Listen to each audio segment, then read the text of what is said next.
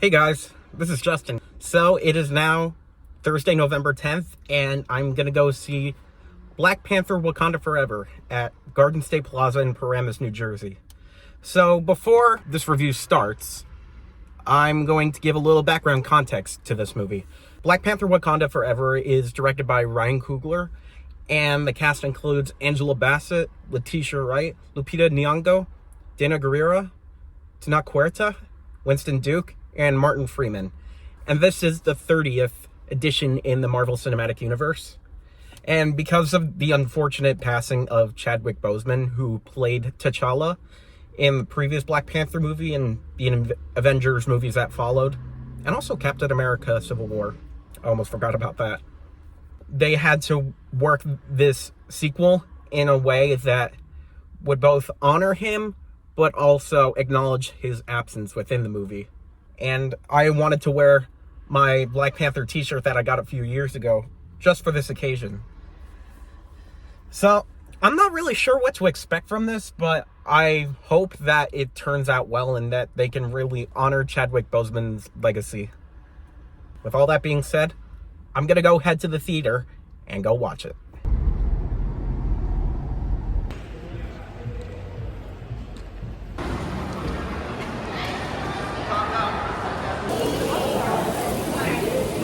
Got Thai food.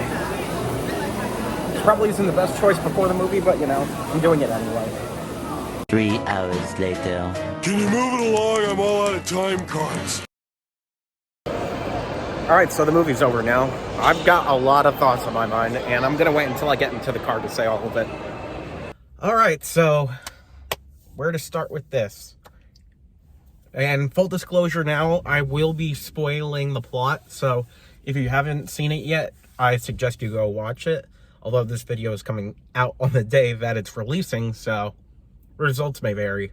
Anyways, so the movie starts with King T'Challa dying from a disease that really isn't mentioned anywhere else within this movie, but you see that Shuri is in a frantic panic to try and save T'Challa's life, but unfortunately it was unsuccessful and he passes away. And a funeral service takes place a couple of minutes afterwards. Then we cut to 1 year later, and Queen Ramonda, who is T'Challa and Shuri's mother, while at the United Nations, they discover that French and American operatives were looking for vibranium behind the backs of Wakanda. And then in an operation by American military people, I'm not really sure, they discover that there's a tracker that is looking for vibranium, and they discover an army, which at first they think are Wakandans, but they're underwater. And then it actually turns out to be Namor, who is completely new to the Marvel Cinematic Universe now. And Namor and his army show up in a surprise attack, and they kill literally everyone on board. And so there's suspicion that Wakanda is behind this, but they're not really sure. And Namor seeks to intimidate Wakanda because about the vibranium, and he wants allies. So that's where it's going with that. Meanwhile, Shuri, Okoye, and Everett Ross, they are going to look for the person that's responsible for making the technology for these vibranium detectors. And it turns out to be Riri Williams, who is a 19-year-old MIT student. And they literally go to the MIT campus and track her down. And then they're like, hey, come with us. We need you. Obviously, Riri doesn't really have a choice in this, so she just kind of goes along. So then while Shuri and Okoye are in Massachusetts talking to Riri, they discover that the FBI is looking after them and trying to arrest them. So probably because of the whole vibranium situation. I'm not so keen on the details because I literally just saw this. Namor's army goes and tracks them down in Massachusetts and then decides to take Riri and Shuri back to Talokan, which is Namor's home empire, I guess you could say in the simplest terms.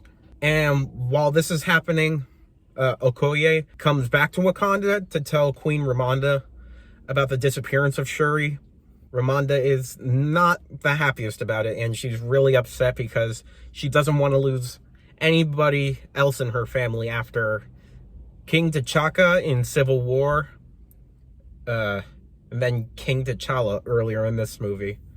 And so Okoye, who was part of the Dora Milaje, which is Wakanda's defense squad, she no longer has those titles because Ramonda takes those away from her after this whole situation. And so Queen Ramonda goes to Haiti to find Nakia, who is T'Challa's former lover, and asks for help to find Shuri. And then while this is happening, Shuri and Namor are discussing about Namor's home, Talokan, and how it became an underwater empire because of the vibranium usage that they have. And Namor also tells a story about how his civilization was under attack by conquistadors in the past, and that forced them to relocate to the water after finding the special herb that was able to make them breathe underwater. And so he's born from the water, but he's also like a mix of a human, which is pretty interesting. So when Namor's mother died, they wanted to return to the surface in order to bury her, but by that time, it was a point of slavery in Mexico, and this really pissed off Namor. So then the forces of Talokan just decided to attack them and burn everything down. And after that time, Namor has just become really bitter about anything that has to do with the surface world.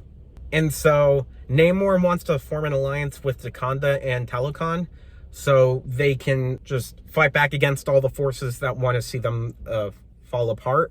Specifically not Talokan, but, you know, Wakanda has had people in the past and present who are trying to take advantage of them. So Shuri understands this, but out of her own self-interest or out of the safety of Riri, she doesn't comply with this, and she would rather see her stay alive. This ends up pissing off Namor even more, and he seeks to hurt Wakanda in any way possible. So then he launches an attack a little bit later. As a result of this attack, Queen Ramonda unfortunately drowns because of the attack while she's trying to save Riri from a flood attack by Namor himself. So now with the loss of King T'Challa and Queen Ramonda, Shuri is almost left completely hopeless, and it really brings her to such a low point. But this also kind of motivates her to create her own sort of heart-shaped herb synthetically, which was similar to what King T'Challa had and Killmonger did when they became the Black Panther in the previous movie.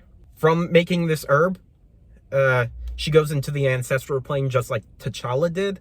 Shuri encounters Killmonger, and she is told that her and Killmonger are a lot similar emotionally, but she doesn't really want to accept it at first, but she kind of understands after a while that, like, yeah, I am kind of a bitter person, even though I try my best to be just like my family.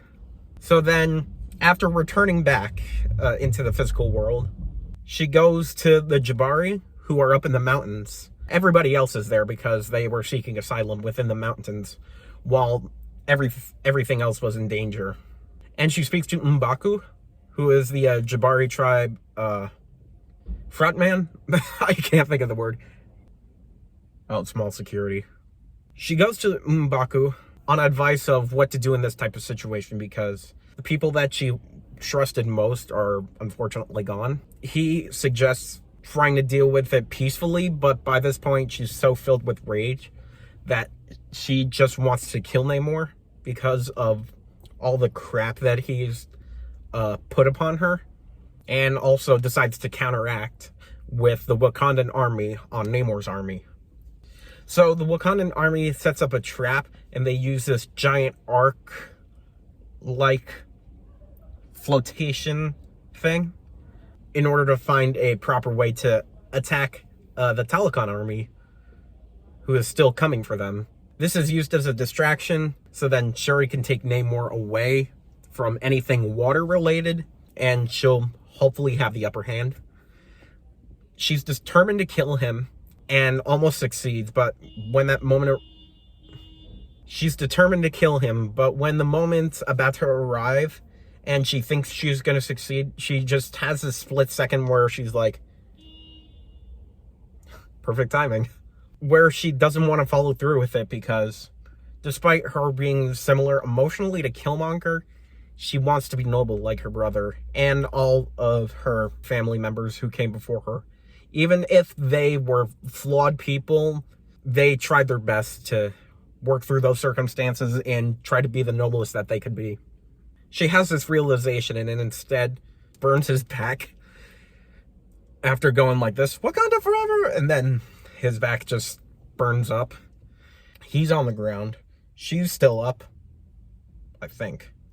So Namor yields, and Shuri and Namor realize that vengeance is not the way to go, because even though they have personal vendettas against each other, it's not worth risking their entire civilizations just for complication between two people.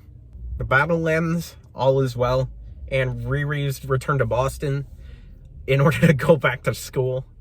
Shuri goes to visit Nakia in Haiti and visits her house and does this ritual where in order to finally end the mourning period of someone, she burns the robes that were present at the funerals for both her mother and her brother. And so within those moments, she finally comes to an acceptance all of what's happened to her. And honestly, it was a really touching moment because it showed almost a slideshow of Chadwick Boseman as T'Challa, and it really, really struck a chord with me because Chadwick Boseman as an actor, I only found out about him through the Marvel Cinematic Universe, but then I also started discovering him outside of that, and although I've never actually had a chance to meet him, and unfortunately will never be able to, I honestly wish that he was still here with us, but unfortunately that's not how things are. So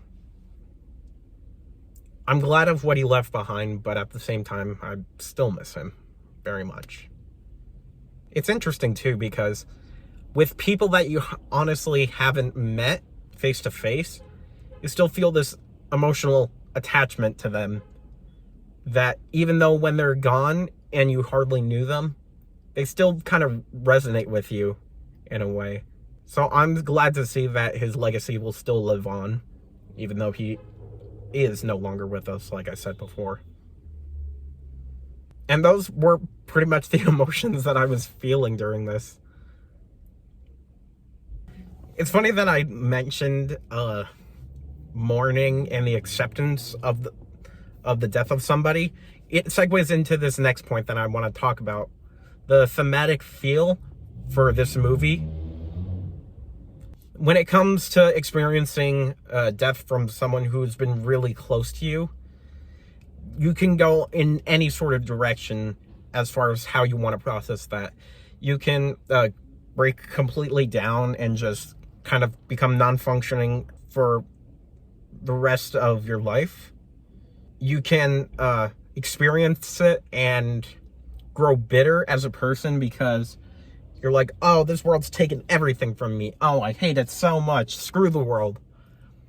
Or you take that time to really process all the emotions that you're feeling and understand that's perfectly normal to have these feelings.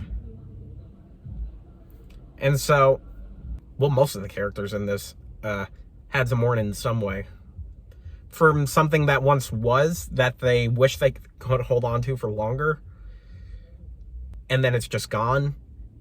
It's heartbreaking, but you gotta move on somehow.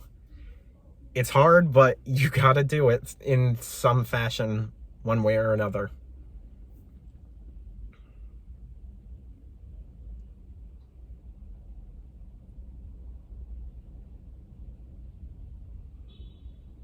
Man, this got really deep. I mean, honestly, it was perfect for the situation that this movie was put in because of Chadwick's death. So I'm glad that they honored him and were able to make an entertaining movie, despite these circumstances. And it does its job really well. What else can I talk about from this movie? So, the music choices in here, I remember in the first Black Panther movie, hip-hop was a really centralized portion of the story, especially with Eric Killmonger growing up in Oakland, California. He experienced more of that urban vibe, so that was brought into the soundtrack. This one didn't have it nearly as much because it took place away from anything really American.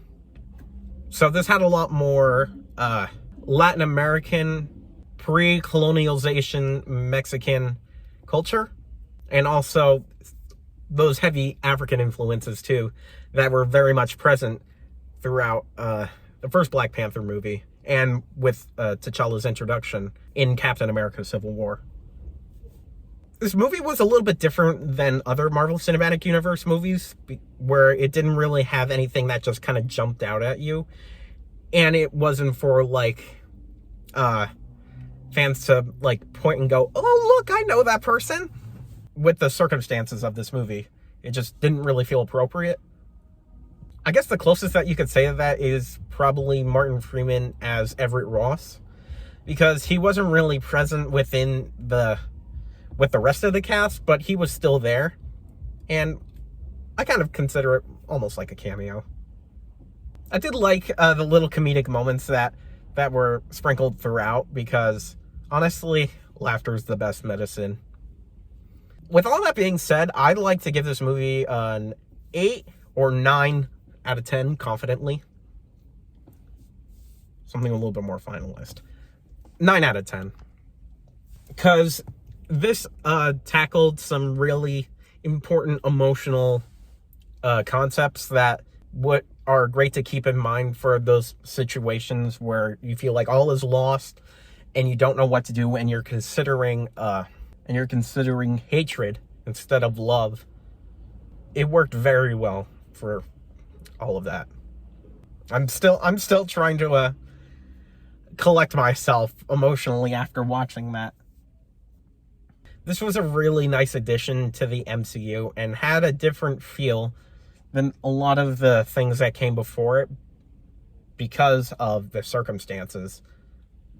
I've been saying circumstances a lot in this review, but it's kind of like what Eternals was in a way. Not many people really enjoyed it too much because it tried different themes and had a different visual style.